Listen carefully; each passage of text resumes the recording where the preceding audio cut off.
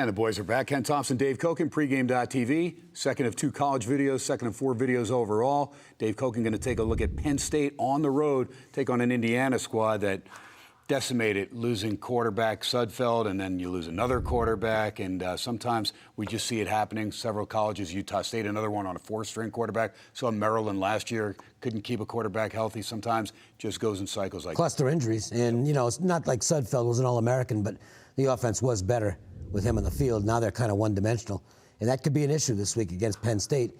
James Franklin, growing pains for the Nittany Lions, which is not surprising considering that they had some pretty severe sanctions. Right. And, well, let's just say probably not as easy to recruit to State College as it was in the past because of circumstances that we all know about that took place off the field under the previous regime.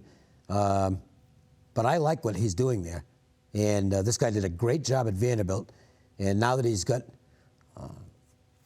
the funding, the facilities, Penn State's going to be really good down the road. No doubt. Right now, middle of the pack. Gave Ohio State all they wanted, and Gave them a great game. One out, yeah. Well, Penn State can battle you on defense. They don't have a lot of offense. The quarterback is, there's some people that really like him. I'm a little mixed on how good he's going to be. They don't run the football particularly well. There are definitely some shortcomings on the offensive side of the ball with Penn State. But, boy, I'll tell you one thing. Good luck trying to run against them.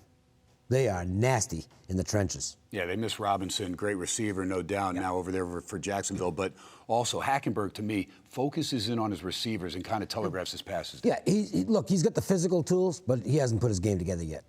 And he also doesn't have a great the skill position people just aren't that good at Penn State right now. You're right. In the running game, yes, has suffered big time. But we'll see what they can do. Just a matter of time before they're able to get some of those top-notch players back there in Happy Valley. This is going to be Dave Cokin's free play. He's going to go ahead. He's going to make it official.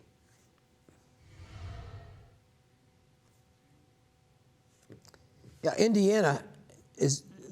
I think they really needed to make a bowl of the game this year for Kevin Wilson. I don't know if he's going to be back on the scene next year with the Hoosiers. It's not his fault the quarterbacks got hurt, but there's still certain elements of this team that have not improved at all under his guidance. So we'll see what happens with Kevin Wilson as far as the coaching situation goes. We know that Franklin's going to be around at Penn State for a long time, and he's already starting to have his leave his footprint on this team. They are rock solid defensively, and they play with a lot of energy. I'm impressed with what I've seen out of Penn State. You know, you want to go back to the Ohio State game.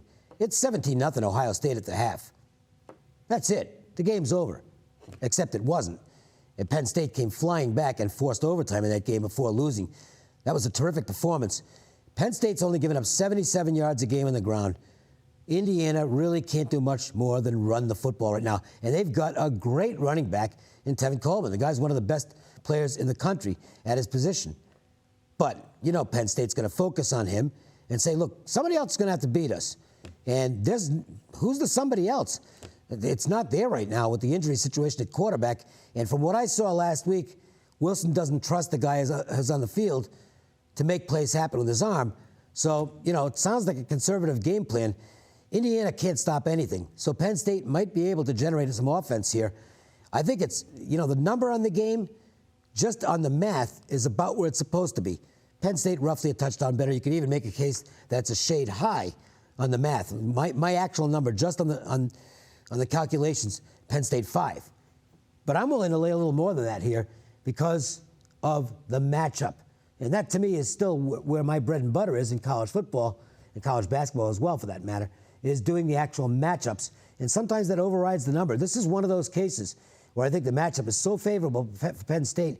And it's not like you're laying a ton of points. It's still, you know, 5, 6.5. Well, there's a difference, but it's not the worst key number of all time. You know, if it went through 7, that'd be another story. I'm not laying 7 or 7.5 here. But 6.5, I think, is livable. And I'm going to go with Penn State minus the points. There you go. And I'll tell you what, Penn State would love to have Tevin Coleman on their squad. Like you said, that's where they're deficient in the running game. He's playing on Sundays soon. Yeah, there's no doubt. He's got that speed and gets around the corner. Very elusive. He can break tackles. He's a terrific player.